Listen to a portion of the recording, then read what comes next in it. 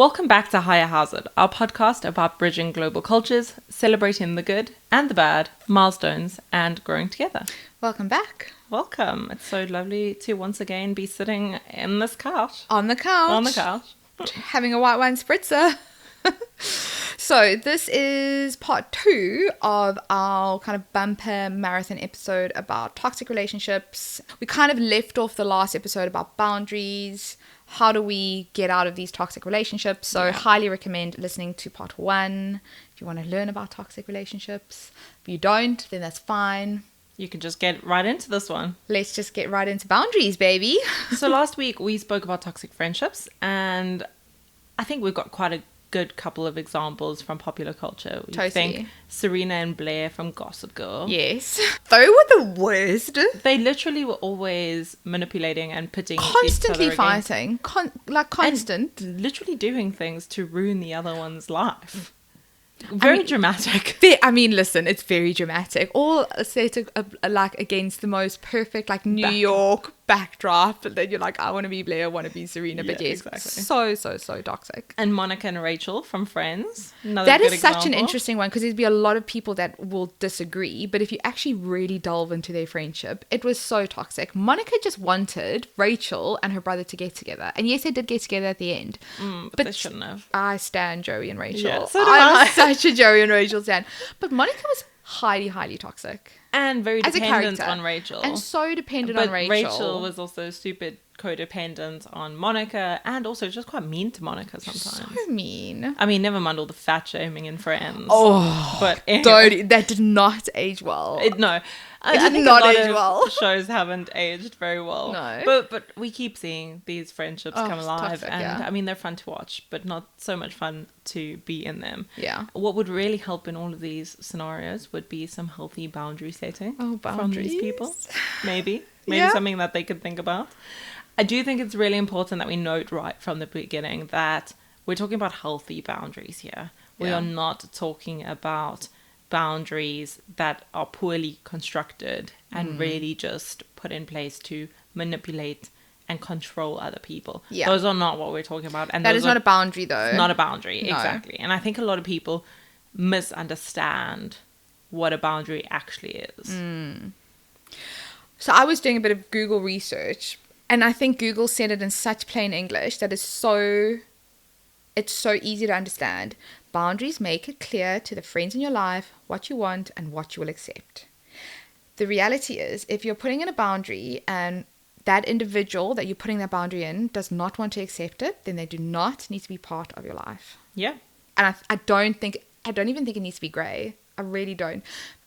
That's where boundaries do get a bit grey. Let's say I put a boundary in and you say to me, well, I don't accept that. And then you feel like it's something you've done. Yeah, you also need to let go of the guilt associated with enacting your boundary. But a boundary is about me. It's an I statement. It's something that I'm going to take. This is an action I'm putting in a particular situation. It's not an expectation on you. It's nothing against you. It's what I want to put in. Yeah. So it's not a you problem. It's not even a problem. I mean, that's probably like the worst word to use. It's not a you thing. It's a me thing. Yeah.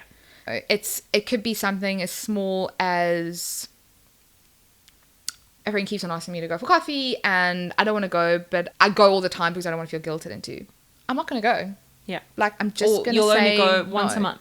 Or I'm going to go once a month. Yeah. Or, feeling compelled to share everything in your life because if you're not, then you're not being a good open friend. Yeah. If that's your boundary, then stick to it. Like, you are being a good friend, but you've created this for yourself. If those people don't want to accept it, then that's their issue at the end of the day. Yeah, completely. Funny story about being in situations where you share more than you intended to. Yes. So my gran used to be one of those people that every time you would enter into sort of a discussion with her, you would end up leaving having told her everything about what your is life. this? And sometimes you'd even go into it and psych yourself out and be like, I'm just going to keep it very high level. But like what Not- though? Like delving into anything and everything. She was incredibly good. I think she would have made a very good therapist, actually. Okay. Because she knows how to Therapy, extract right? information. Yeah. Or maybe like a CIA agent or something MI5. like that. MI5, Yeah. yeah, exactly. Because she was very good at extracting every little detail about your life. So we used to actually joke about it, but it is one of those scenarios where you had to be a bit careful around her because she would just ask very well created or crafted questions and you wouldn't even realize it was happening. And suddenly you've just spilled all the beans. Spilled all the tea, didn't mean to. Told her stuff that you haven't even told, like your partner or your mom Yeah, or whatever. exactly. And then would your gran like go to your mom and be like, Yana, this is what Taryn told me? I don't think so. I think she was Okay, actually fine. quite discreet. Okay, but Yeah. the discretion's good. If you didn't, okay, so how did you feel in that scenario? Like, what kind of compelled you? Because I'm sure there's like a reason why you were just like, okay, I'm gonna ignore all the boundaries and just have everything. Well, I think fortunately it was relatively harmless. Okay, good. That And we- sounded like a state secret.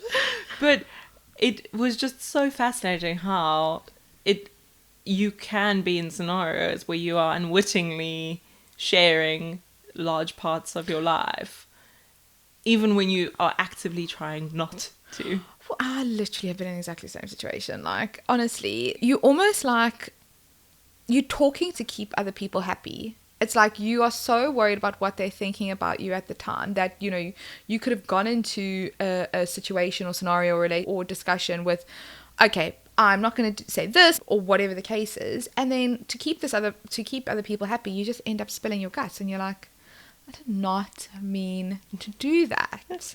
I can't imagine you spilling your guts, I'm gonna be honest, because you are Do you think I am a you're bit a of a tough nut to crack. Well, like we said, I'm a tough nut to crack. But no, I've definitely been in situations where I've maybe overshared because I felt I had to in order to kind of fit in or be liked or be part of a Yeah. circle, you know.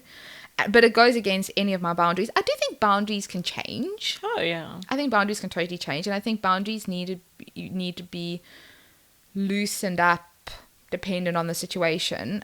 Or tightened up. Or tightened up. I mean, it can go either way. But I think a boundary, it's about you. So Yeah. you need to feel it out, see how it makes you feel in the situation. Why do you think it's so hard for us to actually create them though? I mean, you're speaking to not the queen of boundaries at all. I've gotten better, I think, with my age. I think with my age and growing up, I've definitely gotten a lot better. I've been trying to think about this quite a bit. I do think boundaries, and I'm going to speak about this from a woman's perspective. I can't speak about it from any other perspective because that's obviously what I identify as being as a woman. I think it goes against everything as a woman you were taught about growing up, right? So think about it. Think about your mom, think about any of like these strong female characters. You always say yes to everything. Yeah. Nothing is too much. You put everybody in front of you. You are the soft side. The carer. You are the carer, thank you. You always have to put a smile on your face. Nothing's too much. You support her. You support the family. You support Your mama bear or Mama Bear. So I think naturally as women, we've always been taught to just do it. Don't worry about your feelings. We'll deal with feelings another stage. Push it down. So if you're in a toxic relationship, going back to what we were saying last episode, if you're in a toxic relationship, your natural instinct is to just stay in that and not upset the apple cart. We Yeah. don't want to upset the apple cart because, you know, we're women and that's kind of what we've been taught. Yeah. I think at the core we really, and this is people in general, I Yeah. do think, we all want to be liked.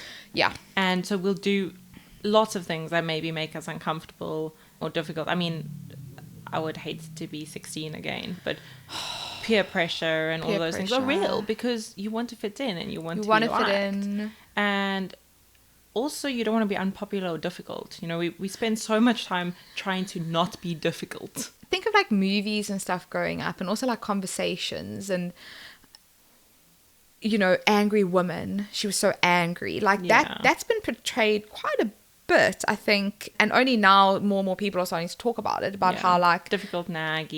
naggy, why are you nagging me? Why are you doing this? So it's so much easier to just go with the flow. Yeah. You know, and I think that not upset that apple cart. I think that insecurity thing is really, you want people to like you. I mean, I grew up in a world where throughout my school career there was always a popular group.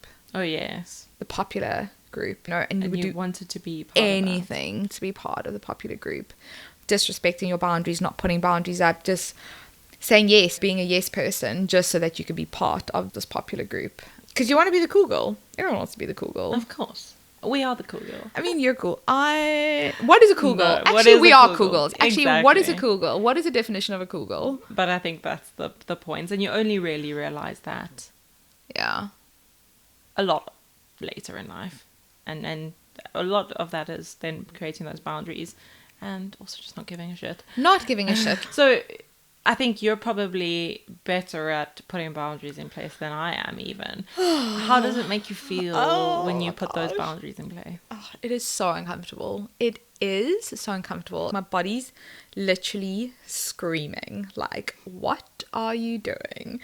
There's an actual physical response. I don't know if you've ever had an actual physical response if you do something. Where you feel sick. You like tingle. Yeah, it's the most uncomfortable feeling, like, within you. It's like everything in my body like completely just wants to reject the whole thing. It's like, what are you doing? This is not you. Just say yes, say yes. So I've only really started putting up boundaries in the last couple of years. And I think something to maybe, as a side mention, we've obviously spoken about how some people don't accept boundaries, and that's fine. You know, you know, you're going to be in relationships where you put a boundary up and some people won't accept. But I think what's even harder than that is when you haven't had boundaries up in certain relationships and you start putting boundaries up, because you are always being seen as you've always been seen in one light, right? And then all of a sudden you start putting up boundaries, and whoever that other person is, it's going to be so difficult for them to accept it. Yeah. I don't think a lot of people realize how difficult it is, because then what it does in turn is kind of makes you look a bit more inside, and it's like the guilt. Mm-hmm. I feel guilty about putting up this boundary, even though you're doing it to protect yourself, because a boundary is all about protection. That guilt around, how is this person how are they going to see me, which then once again leads into the insecurities as well. I was listening to a podcast a couple of days ago. I'll link the podcast, Giggly Squad. So once again, reality TV.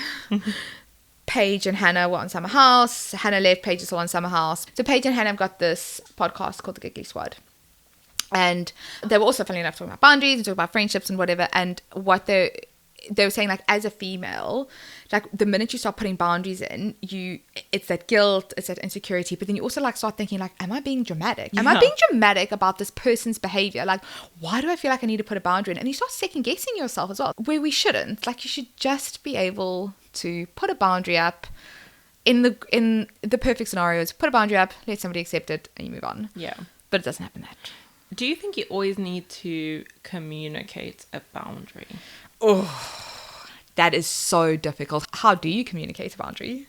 Well, I think in some scenarios it's important to communicate the boundary so that you are making them aware that you feel uncomfortable about a particular scenario. Yeah. But I think we probably more often create these boundaries and try and enact them subtly. So, Slow burn. The stupid example that we used earlier was for the friend that is so needy and needs your attention all the time, and then your boundary is you'll only go for coffee with them once a month instead of 3 times a week. That's currently happening. Obviously, that's very extreme. Yeah. I really hope that nobody's in a situation where... And if you are, maybe just have a proper chat with them, put the boundary up. Exactly. Well, I don't know if it's even about having that proper chat, but this is my question, I suppose, is when is it important to communicate a boundary and when can you just enact it subtly? I think it depends on the scenario. I think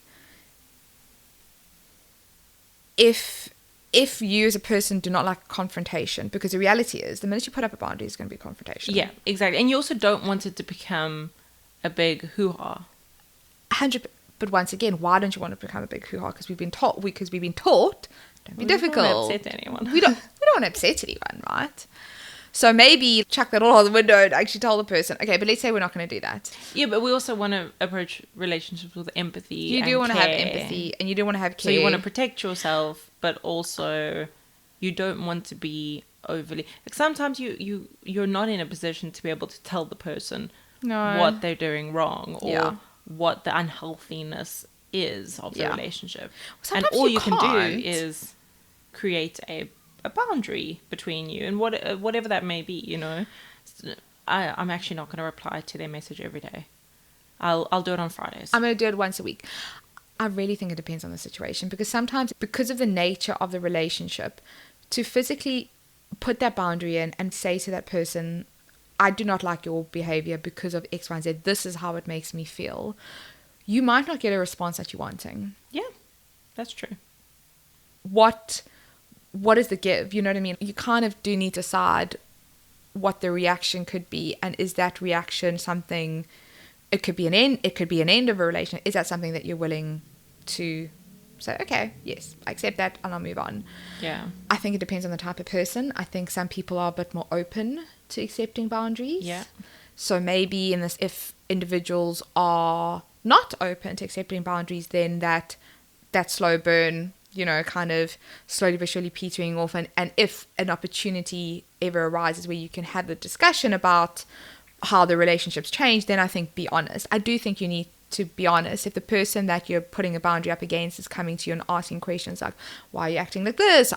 I've noticed a bit of a change. I think it is about being really honest, but in an empathetic way. Yeah. You know, if you want to keep that friendship, because some relationships are just not meant to be kept. That's also And true. that's also Yeah. fine as well. I genuinely believe that reason, season, lifetime Yeah. is so true. There is a season, there is a reason, and there's a lifetime. And not all friends and not all relationships need to be for a lifetime. Sometimes you need to stop pushing that water uphill. I think it's a good almost litmus test for setting a boundary. So Yeah. before you even go down that route, it's looking at the friendship or relationship that you are part of and saying to yourself, is it worth me fighting for this relationship 100%. or friendship? Yes. Because if it's worth fighting for it, then you actually want to proceed in a healthy way. You want to create healthy boundaries. Exactly. What is this person giving to me? How is Yeah. my cup getting filled? Is it not getting filled? Yeah.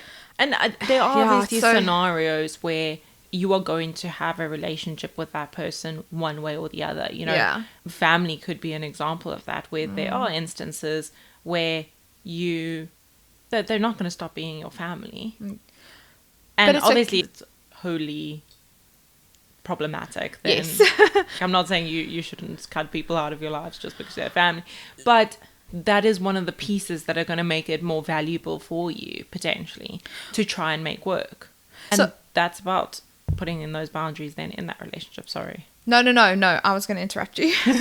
I was going to... So unhealthy. Oh my So gosh. unhealthy, Cara. Jeez, the toxicity. So another thing about boundaries, which I think is maybe also quite important. Let's say you are in a situation where you are putting these boundaries, but you can't, for whatever reason, you can't say anything to the person, whatever the case is. But I think it's, once again, it's a I situation. So you need to ensure that you are sticking to those boundaries, because sometimes I think what happens is that these toxic people, the reality is they affect you. They don't know they're affecting you at Yeah. all. You have a decision whether or not how it affects you. The same way you have a decision whether or not to put a boundary in. The same way you have a decision whether or not to actually stick to that boundary to yourself, but actually really put it in force so that it doesn't bug you as much as it should. Because that's the thing. I can guarantee you the toxic people are not losing any sleep about it. If there's something that you really think in a relationship, like, oh my gosh, it really bugs me, they're categorically not losing any sleep because they don't know it exists. Yeah. And that's fine, but you need to make sure you're not losing sleep about it. So even if you can't vocalize your boundary, you need to ensure that you are practicing that boundary. And sometimes you can have discussions. I mean, think of like your past relationships, friendships, relationships, whatever, family members or whatever the case is, where you try and you try and you try and you put that boundary in, and then the boundary gets tightened or it gets loosened and Falls away completely. And you're like, I shouldn't have done that. And sometimes you just have to walk away. Yeah. You really just have to walk away. Some relationships are not worth saving. So for those relationships that are not worth saving, Yeah. do you think that you can slow burn exit a relationship? Oof. Or do you think it deserves a discussion? Or is it a bit of both? Do you owe anyone an explanation why you're leaving a situation? I'm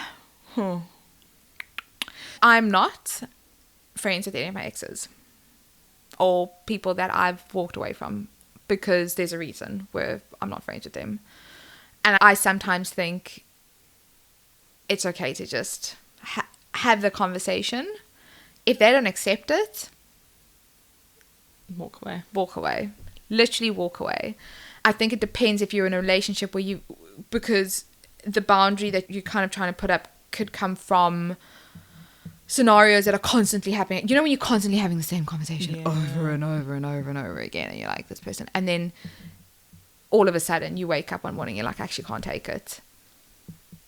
Does that person deserve? Because they fundamentally know. So, you know, I would sometimes not. I would sometimes feel like, okay, cool, I'm out. Yeah. Like I'm done. You know, I've explained to you what I like and what I don't like and what kind of boundary I want to put up. So if you're not going to listen to me, then I'm walk away. I can be quite cutthroat with that though. Like, I am okay to cut people out, cut you out, which is bad. I know it's bad, but you're not. You're actually not. Well, in my mind, I think in your mind you're like, I'm cutthroat. I cut people out of my life. This is a badass bitch. But meanwhile, I'm so not. But I really.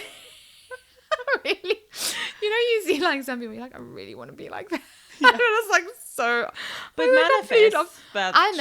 I'm manifest. Like I've always felt like people will walk over me. Going back to when I was in high school, I was telling you the story about friendships and whatever, and I always felt like people could walk over me because I was always a yes person. I was the epitome of a yes man.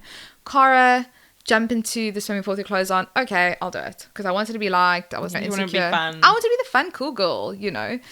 So, whilst I'm not badass bitch, cold. I mean, you are a badass bitch, but not like cut the cord. Badass. You know what I mean? Like cut the cord. I do think that the older I'm getting, the more there are behaviors that I will tolerate and behaviors that I'll not tolerate.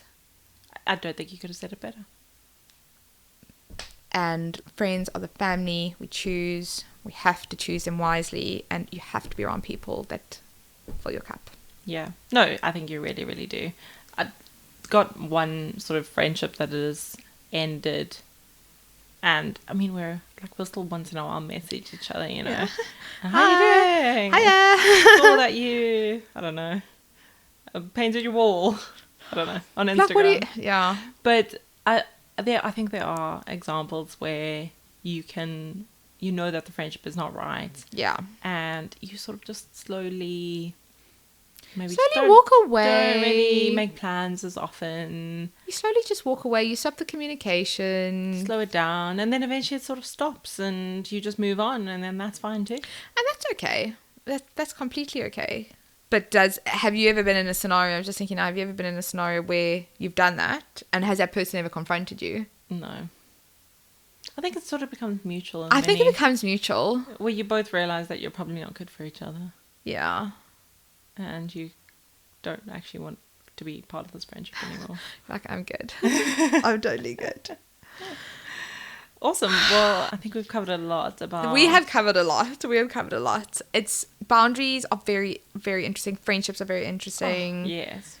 Some of the best things. No, totally. And I think also is that you can, and maybe just like one like positive thing to say is that you can create new relationships with the boundaries. And I think that's really important. I think if two people can be in a situation where you are having these open, honest conversations about the boundaries, a relationship can still be built. And I think that's really important. Better. And you know what? And generally they're going to be better. You know why? It's because there's going to be no resentment. There's going to be no guilt. There's going to be no manipulation. So be open to, because I think a lot of people think, oh, when I put a boundary up, that's it, I'm leaving.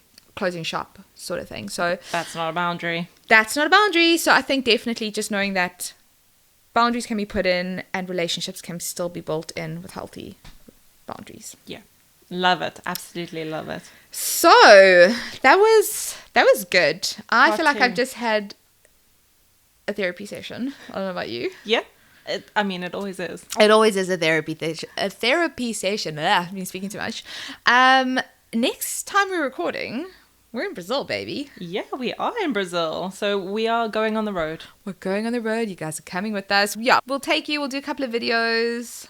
Yeah. Tell you a little bit about our holiday. Tell you about our Holly Bobs, which we're very excited about, which is in 3 weeks' time. Yes, literally in 3 weeks. So excited. Super close now. By the time this is out, though, will we have been back from Brazil? We'll be in Brazil. We'll be. By the time you're listening to this, we're going to be in Brazil, potentially sipping on a pina colada or caipirinha Yep. or mojito or something. But anyway, like, follow, subscribe. Yep.